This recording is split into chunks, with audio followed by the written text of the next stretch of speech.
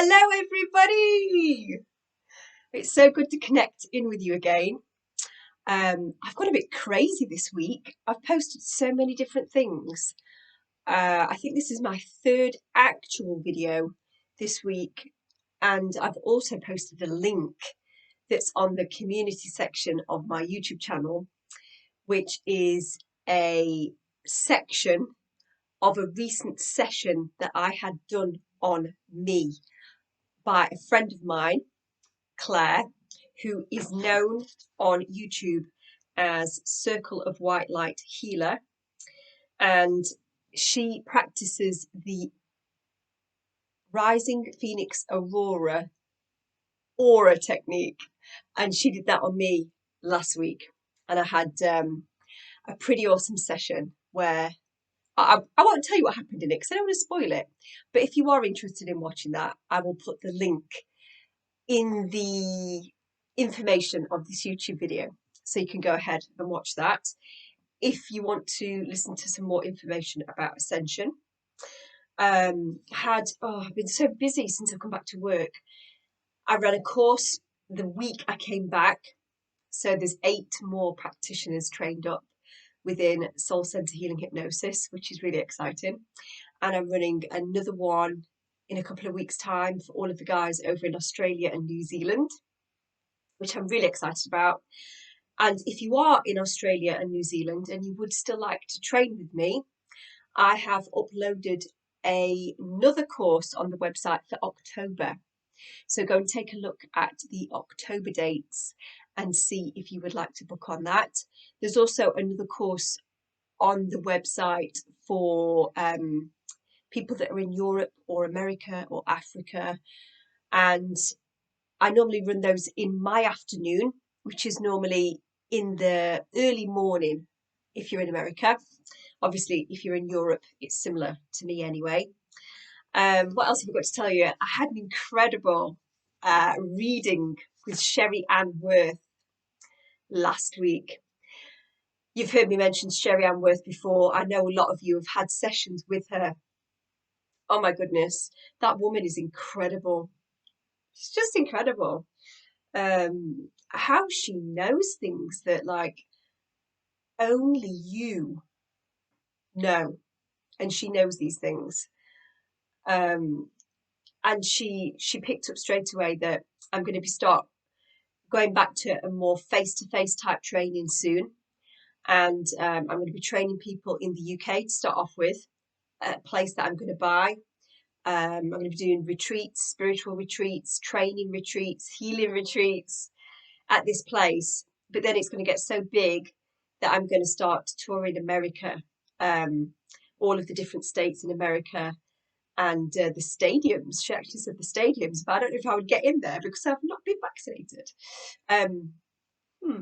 But apparently I'm going to be touring America, teaching people how to do SCHH and talking, which makes a change, doesn't it? So I was really, really excited about that. I will put Sherry Ann Worth's details in the body of this text of this YouTube video as well, because if you haven't yet had a session with her or you want to have another one, please do book on. She's amazing. And I think she charges 35 UK British pounds for an hour. And she does it over like a WhatsApp call. She calls you, you just answer the call, and she talks to you through the WhatsApp video, sorry. It was great to see her, and oh my goodness, the reading that she gave me was absolutely amazing. I saw Yvette Shepherd a couple of weeks ago as well, the beautiful Yvette Shepherd, who is one of the most bright, shining lights on this planet. And I met up with her with my kids, which was fun. I normally try and make it just me and her when we meet, but my children were with me. And we went to this shopping mall, and it was just full of people in masks. We couldn't believe it. All of the restaurants were closed. They were all closed, apart from Burger King. And nobody would serve you face to face anymore. They all had the masks on. Nobody would serve you face to face anymore. And you had to touch type on this plastic thing that everybody else in the queue was touch typing on, because apparently that is safer than speaking to somebody and for them to take your order. This is the thinking behind this. And you know, me and Yvette, the last place in the world we ever want to eat is Burger King. I'm gluten-free, dairy-free. There's absolutely zero that I can eat at Burger King apart from some fries, which was so salty, it felt like I was in the desert for the rest of the day. So we've got fries for everybody because that's the only thing we could eat. And trying to type our order out on this touchscreen thing. And every time I tried to pay, it just kept rejecting me. I was just thinking my spirit guides are up there going, Laura, no. No matter how hungry you are in 3D, we don't ever eat at Burger King. But my kids were absolutely starving. And, you know, when you've got young children, they've got to eat. There's literally nowhere else to eat other than Burger King, so I had to get them some fries. So I tried to type my order into this touchscreen machine 3 times and it failed. And in the end, I could see Yvette was about to blow.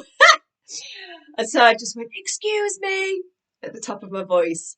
Like, all these people like look around as if say, oh my God, somebody's talking really loud. Why? What's the reason? And this poor, wonderful worker at Burger King scuttled towards me. And obviously all I can see is her eyes. And I went, can somebody please take my money so I can have some food? I've tried to use the machine 3 times and it doesn't want to accept me. Can I physically speak to you like we are doing now and give you my order and pay so that I can eat? You see this woman thinking, oh my God, this is a little bit out of the box. Am I allowed to do this? And so then eventually she took our order and we did actually get some really salty fries, which were disgusting. And they didn't have vegan mayonnaise. And Yvette was really peed off about that. But it was great to see Yvette Shepherd and we had a brilliant catch up. And she's just absolutely the most wonderful person. If you haven't ever come across Yvette Shepherd yet, please do check her out on YouTube, and also check her out, her website. Her website is Ankh Healing. So if you Google ankhealing.com and Yvette Shepherd, she will come up. I also had a catch up with Sarah Brescombe Cosme this week as well, who I love so much. She's another bright, shining light on this planet who, when you connect with Sarah's energy, it just makes you feel so much better. She's so nice and so happy and so wonderful. She's got to be a fairy somewhere. She must have a fairy lifetime somewhere, because I really, really do feel fairy energy coming from Sarah. So for the courses, if anybody is interested in booking on, if you feel the calling to come and learn another modality of hypnotherapy, which you can use in your sessions, or if you're a beginner, if you want to learn how to do past life regression and entity release, and also cleansing and cleaning the energetic body, and helping your client to deal with any trauma that's happened in their lives, then come and book onto one of my courses. The next one I've got is the 6th, 7th and 8th of October, which is a 1 p.m. UK start. So if you're in America, it's an early morning start. And the next one I've got for Australia and New Zealand is October the 20th, 21st and 22nd. And that's an 8 a.m. start for me in the UK, which is going to be tough. So that's around about 5 p.m. or around that time, up to about 7 p.m. start, dependent upon where you're based in Australia or New Zealand. Something else I would say as well, you know, if you feel called to come train with me and you don't feel like you can afford the price that is on the training, speak to me, send me an email. We can work something out between us, but please do not let that put you off making the connection, making the jump, starting the process, because I want to get as many people as possible trained in this, because we are the cleanup crew and we are helping the souls at the point of ascension. We're getting everybody in their lane. all of the lost souls, we're cleaning them up, getting them crossed. So we've got the souls left on earth who are ready to ascend. We've got the souls on earth who don't want to ascend in terms of the positively polarized fifth dimension. They want to go the dark way, the AI transhumanist way. And then we've still got a group of souls in the middle that they will, from a higher self level, have chosen a lane, but they'll just need one of us to wake them up and help them to see what it is that they need to be thinking about, the changes that they need to make in their life in order to make themselves more healthier, in order to prepare for ascension. Right, that is it. How long has that taken me? Almost 11 minutes. So I didn't do too bad this week because that was quite a lot of stuff that I had to tell everybody. So the session that I want to share this week. Now, this session I actually did in February of this year. Now, I remember when I did it thinking, that is an amazing session. I absolutely must share that. And I couldn't share the actual video of it because we had a few technical issues on that particular video. So I needed to record it in this particular way. So I've been waiting for an opportunity to have time to record it. And obviously, because I had this session in February, I've been writing SCHH, I've been recording all of the training videos, writing the manual, getting everything on Amazon, getting everything out to people who want to come on the course, teaching the courses, sorting out certificates, doing all of that stuff. So I haven't had time. So this is the first time I've had to actually transcribe this session. So this person's session was back in February of this year. Now, something else to note. Cheers. It's in a Foster's glass, but it's just water, unfortunately.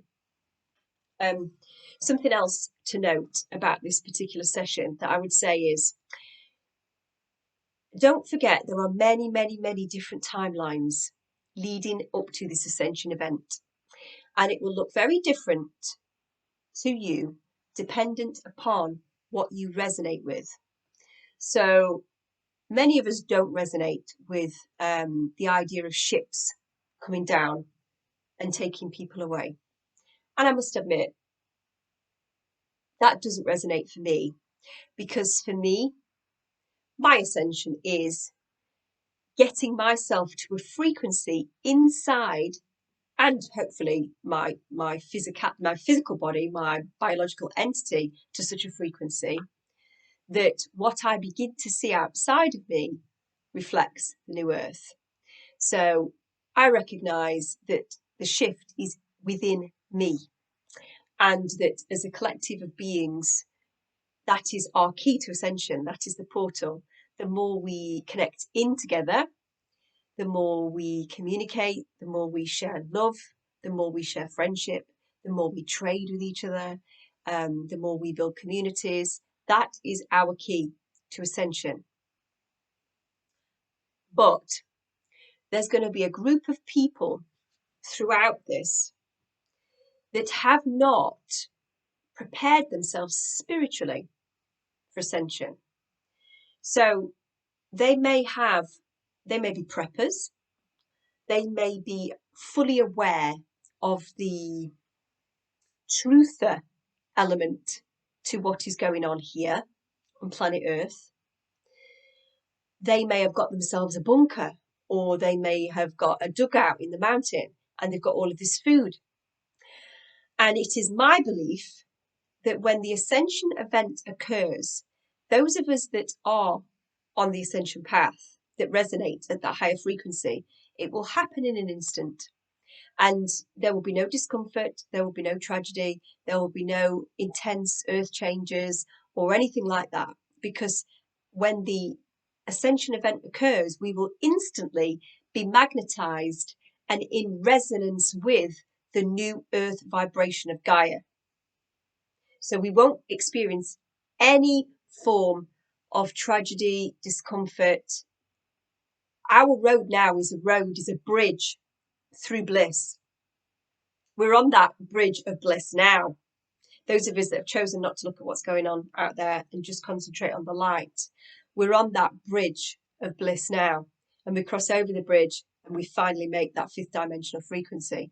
So it's my belief, and this is just my belief, and many of us will have different beliefs, and I respect each and every person's belief.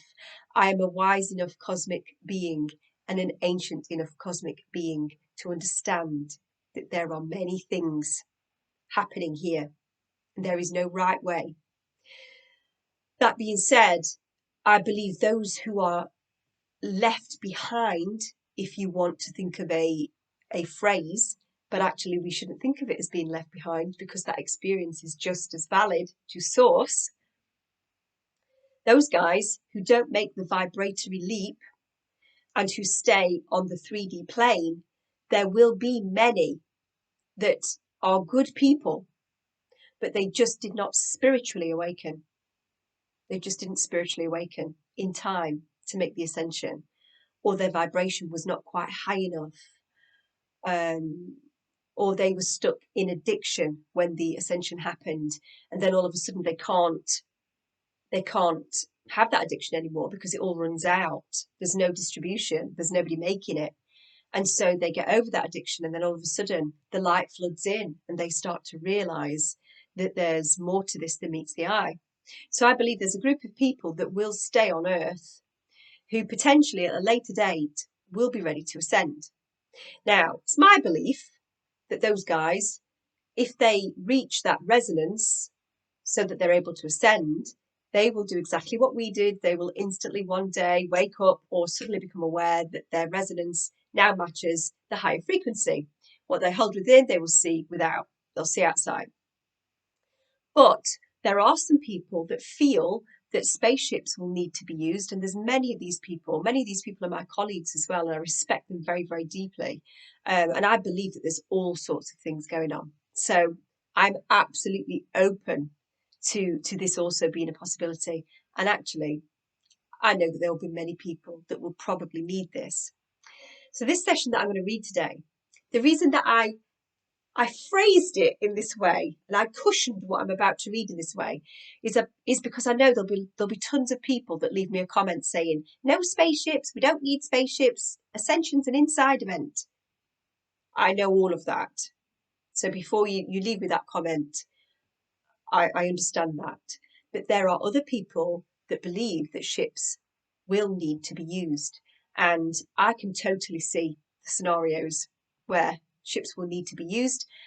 And providing they are benevolent and good beings that are using those ships, and it shouldn't be technology, it should be light ships, it should be the kind of ships that the benevolent beings use, then I'm totally down with that. So I'm going to shut up now and I'm going to read this session, but I just wanted to frame it first because I know what will be said about this session. So please take what resonates always and leave the rest. Run it through your own vibratory frequency and think, does this feel right for me or does it not? And you can acknowledge, well, that's not my timeline. That's not the timeline that I'm on, but I could see how somebody else might be on that timeline. Okay, here we go. So I take her into my garden in my technique and I ask her what she can see. And she says, it's dark. There was light above me, lots of shade going down the path in the garden, but there was the sun above. And as I descend down this cobbled path, it has become nighttime. Yes, allow yourself to connect with that. Allow all of your senses to come online and to integrate with this new space. Tell me more about what it is that you are aware of as nighttime has descended. There are, I want to call them tentacles. They're like silver. They're alive. And it's almost like a car wash. And as you were a car going through this car wash, these are like silver tentacles, leaf-like almost. They are touching me and whisking by me like it's breezy. And I feel so at home, as if they want me to become a part of them. So I listen to what she said and I expand on that. Allow yourself to connect even deeper with those silver tentacles, to merge with them, and to tell me more about what you experience as you connect in a deeper way. They have taken me, they've picked me up gently as though I was light as air, and brought me up into a mothership that is so light, so weightless almost, as though I am weightless and I am in a weightless craft. The tentacles that came down and took me were the bottom of the craft. And when they brought me up, those tentacles had just melted back into the spaceship. And I'm really excited because we're in a spaceship already. So this for me is superb. Now you're in this weightless craft and you connect in a deeper way to the craft where these tentacles have moved you to. Tell me more about what you experience as you look around. There's a being in the distance, maybe 25 or 30 feet away, that wears a pale yellow suit. His shoulders are broader, he's tall and grey, but this suit that he wears makes his shoulders look very broad and his waist is very thin. And he's looking out a window, if you imagine a round disc type spaceship, and he's looking out of a part of that disc into outer space. It's black out there, and he's standing above somebody who is operating the controls. As you look at that being and you become aware of your point of perception, look down at yourself, tell me what you look like. I am one of them. I'm very tall, but I am feminine energy. The gentleman, the other being that is out at the front, is masculine. We are in the same suit, this pale yellow cloak, but it's a part of a bodysuit. But this cloak that we're wearing, it gives us a kind of majestic look, and it makes us look different than the others. The others are kind of pale and scrawny looking. But us, we're slender beings in this yellow cloak, and it makes us more majestic, and it makes us seem larger than we really are. As you connect with that masculine being, the one that you can see looking out of the window in the spaceship, tell me more about the connection that you feel is between you. Should I walk to him? Yes, allow yourself to go over there. He's in charge. They are warriors. Tell me more about that. There are many on the ship, but they are not just in the helm of the controls. This is the control area. I'm standing beside him. My hands are behind my back in a slightly subservient way, but I too am in control. But this person is above me. I have tremendous respect and admiration for this captain. Tell me more about this relationship with this captain. It was odd because as his back was to me earlier, he was this very tall being, and he was a grey with this Syrian tall head, a great alien type head.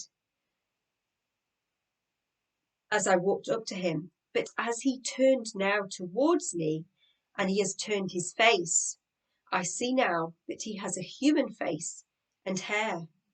It's almost as if that was a facade.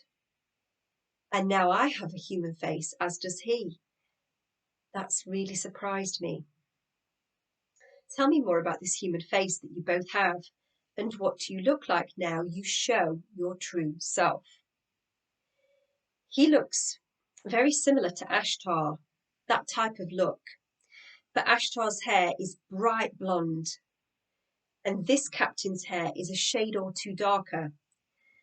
He's very tall. We are all tall. For some reason, I feel like Ashtar is here on the ship, but this man in front of me is not Ashtar. I am letting this commander do his business, his oversight. Tell me what it is that he does. He's speaking to his subordinate, who is sat down at the controls and discussing where they are going and picking out the coordinates. We are travelling. This craft is travelling, and we are giving coordinates to the subordinate. As you travel, do you have any sense of where it is that you are travelling to? I don't care. I am enamoured by this captain. I just want to be in his presence. I know where I'm going, but it does not matter to me. I just want to be with him. Tell me more about why you feel it is so important that you observe this particular captain. I am enamoured by him. He is mine. Do you feel like your heart is connected to him? Yes. And do you feel like his heart is connected to you? Yes. But his priority right now is his work. But we work together. Why do you feel his priority is his work? These coordinates that he's given the subordinate are important. We've got to get where we are going. It's really important. We are at war. We are joining. We're going to join where everyone is. So right now, his attention is called to that. Tell me about this war that you are being called to. It is the war of all wars. There are spaceships everywhere. We are guarding Earth. There are some spaceships guarding Earth always. But now we are gathered in droves and droves and droves. We are warriors. And I'm thinking we are going to battle, but I see that it is more that our energy is needed. If they consider this a war, I am sensing it to be a spiritual war. And they have called more energy in, more energy than they originally thought was needed. I mean, we're like the backup crew coming in, and we are greatly needed. We need to get there to help in this mission. Tell me more about that, why it is so important that you are called in now as backup. I'm sensing that there was a conscious awakening erupting on Earth. It started a dozen years ago, and it has just very, very slowly grown. It started in one little corner of the Earth, and it's slowly spread. A little candle here, a little candle there. But over this dozen or so years, it has slowly become lighter. And in this last 3 years, it is like a fire. There is so much awakening with these people. I guess it's Earth. It's a planet. It looks familiar to me. It feels familiar to me. It's taken a huge blow. And I don't know if the blow was to the Earth or to the people. It was certainly a blow to these entities, these light beings that we're going to help. They've taken a hit, and we are needed to raise their vibration back up. Tell me more about that as you consider it. What has occurred that has caused this lull, this dip in vibration that requires your higher vibration?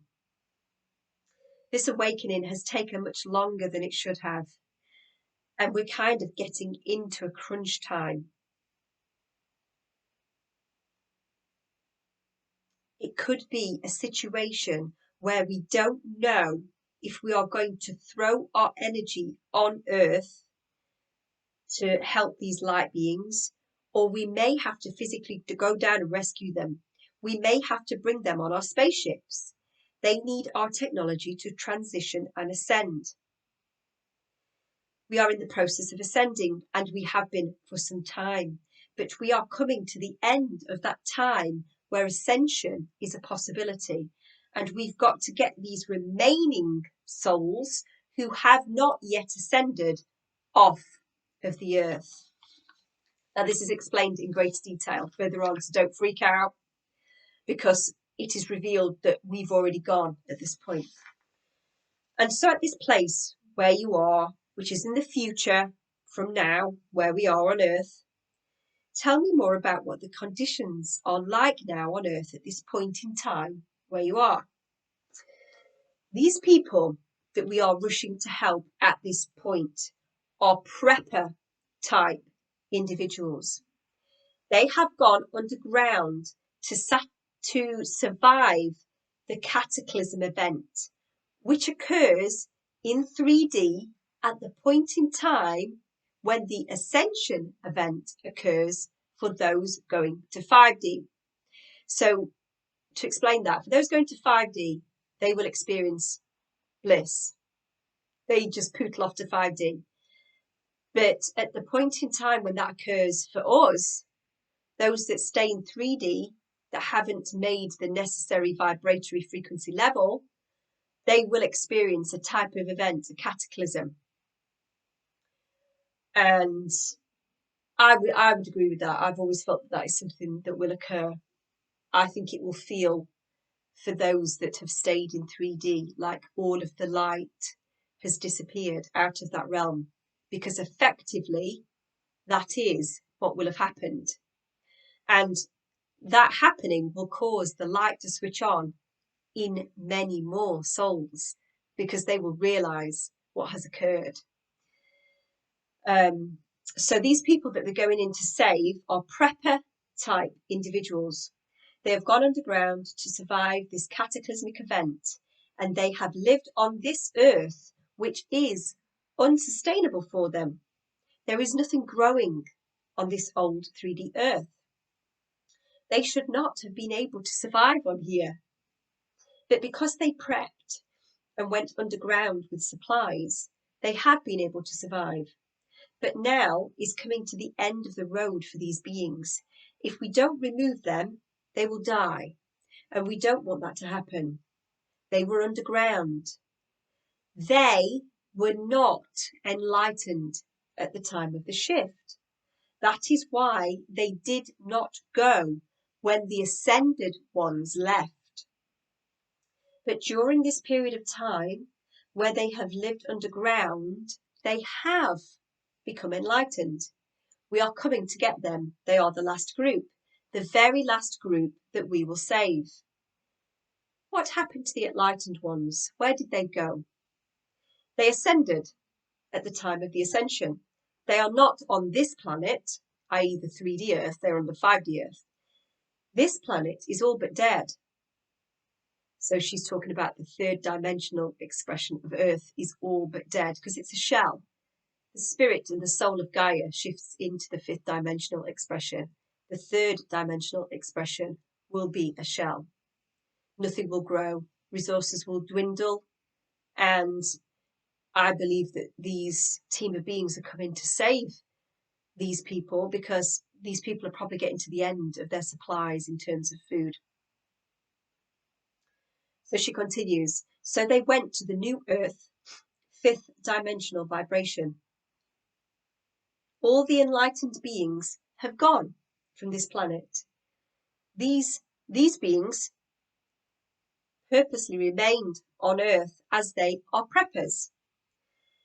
They were emotionally and physically prepared for end times, but they were not spiritually prepared for end times.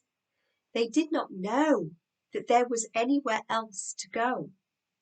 They were not spiritually prepared for ascension and the new earth. But over these years where they have been underground surviving, they are now more spiritually enlightened too. They have come to understand some way that all of us that ascended, that there is a place that they can go to too. And we've got to help these beings. There was a period, of time where the preppers would not let beings like us come down. They were scared of us. These people had a false kind of bravado. They were like, hey, we made it.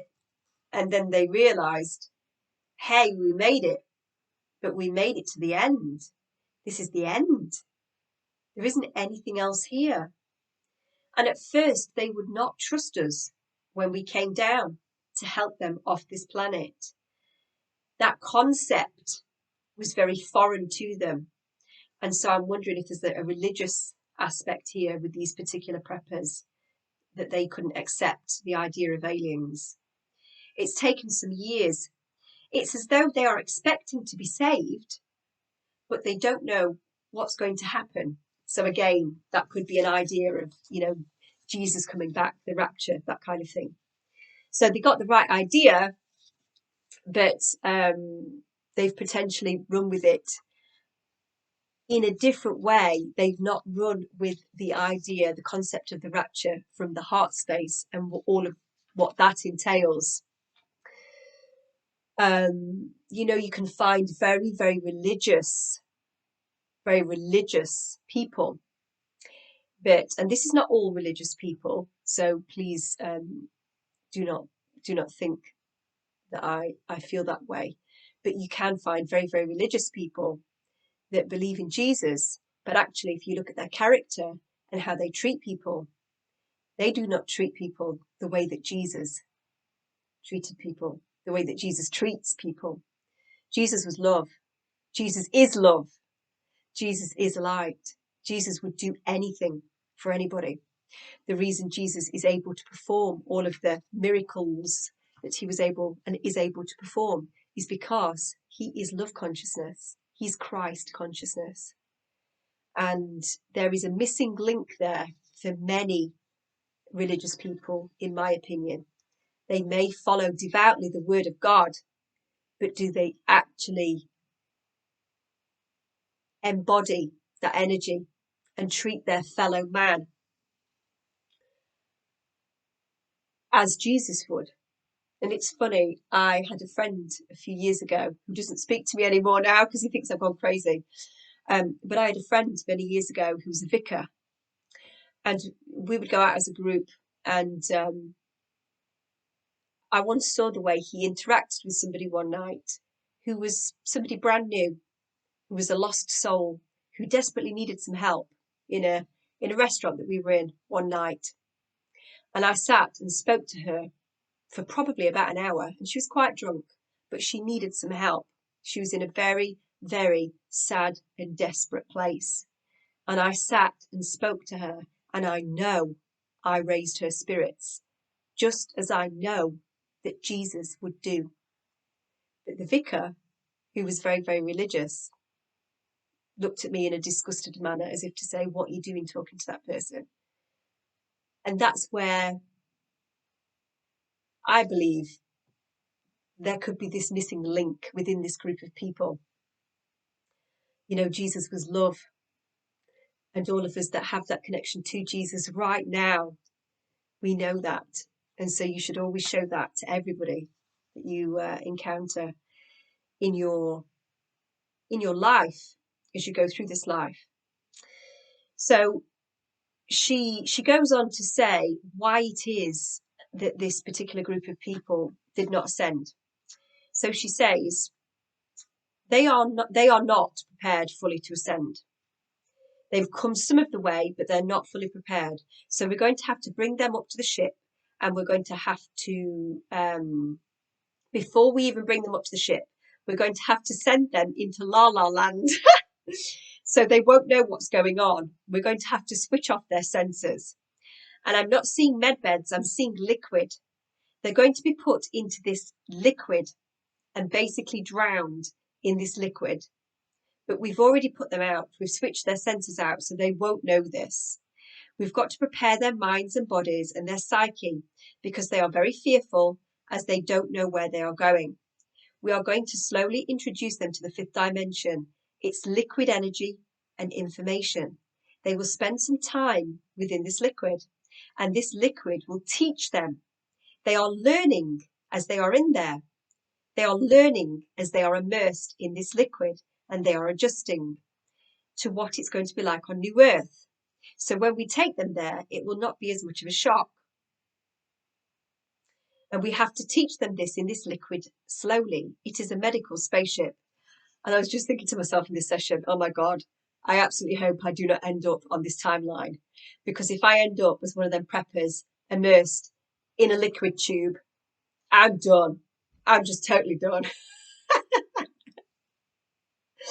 I am not up for that. I don't care what this liquid's teaching you. You're not sticking me in any tube of liquid. Absolutely 1,000%. But I can see how, how on a different timeline this could be achieved. And she says they're going to stay in this liquid for some time. And I don't have a sense of time. So I don't know if they're in there for 3 days or 3 years. But when they come out of this liquid, they will be fully enlightened and looking forward to going to New Earth. And after this liquid has done what it needs to do, these beings will then be able to go to New Earth. Yes, we will transport them to New Earth. And as these beings come out of this liquid, we dress them all in these white robes, and then we strap them in this big room, this stadium, inside of the ship. And then eventually, when we have enough in this state, we will take them to New Earth. Tell me what happens next. They are their human selves now, and they have these white gowns on, but they are still in a state of sleep. We are doing this for their own good, as they would be too anxious if we let them be fully conscious, and they would be asking too many questions. They are still asleep. This is a huge spacecraft, and there's a number of them. We take them to this area and strap them in. It's like a stadium area in the ship. It's full now, and we'll soon be going to New Earth. This is my mission. This is how I am to be a light worker. I am one of the workers on this ship. I am in charge. But as my human self, as I lay on the bed, I was sent on ahead. So isn't this wonderful? She's coming at this from a future point in our timeline where she's helping these beings that didn't make the ascension. They were preppers, they survived, and now they potentially can make the vibratory level if we whack them in some liquid and train them for a bit, and then they can go to New Earth. But she's come to Earth as her human self, as she is now, in advance, in order to be a part of all of this. So I say, so this is part of your mission, to be on Earth now and experience what is happening on the ground. But then 10 years beyond this point, after the Ascension event has occurred, come back to Earth to help the preppers who were physically prepared, but not spiritually prepared for Ascension, because they were not at the necessary consciousness level to ascend when everyone else ascended. Yes, we wanted everyone to go, or as many as possible, but not everybody could go at the time as they weren't ready. It took longer than we thought to wake everybody up. And these ones that we helped today, these preppers, were like the bottom of the barrel of the people who could eventually make the jump, but with some help. They were on the edge. Are you going? Are you not? Come on, we're cheering for you. So these were like the last possible group of humanity that could possibly ascend. And we want as many as possible, so they do not have to repeat the cycle. And we are helping them to achieve this. And in this lifetime that you have come into now on Earth, as this person that you lay on the bed, did you come into this lifetime for the purpose of trying to wake up as many people as possible within this window of time leading up to the Ascension event, so that when people make the leap, as many people as possible go, and you don't have as many left in this future time period that you are working in now, that you need to immerse in this liquid? Yes. Oh my God.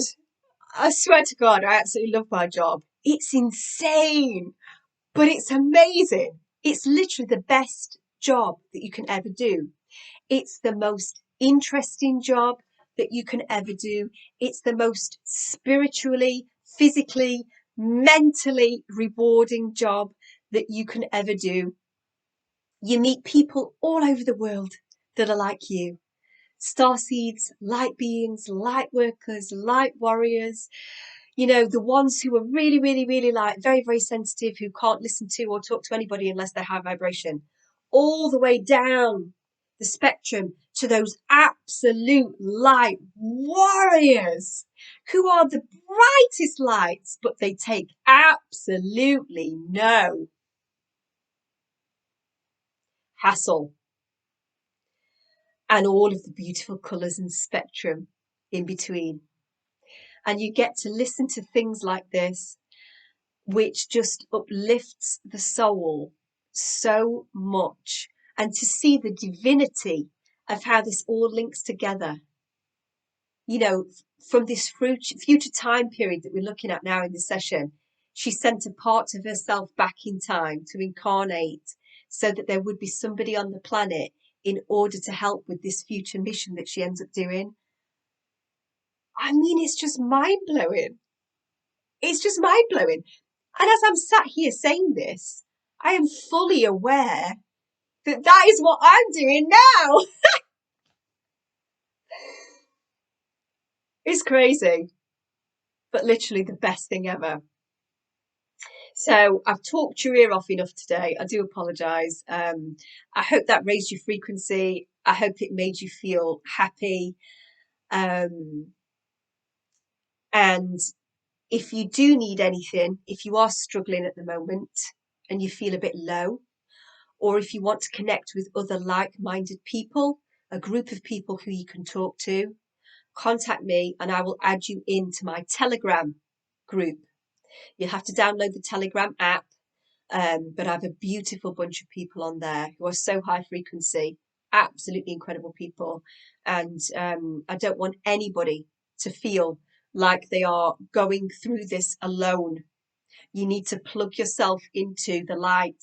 You need to plug yourself into a bigger group of people. So please do not struggle on. Don't do it by yourself. Everything will seem so much better when you have a group of people that you can actually connect with. So until the next time I see you guys, make sure you keep vibrating high. I love you. Till next time. Bye-bye.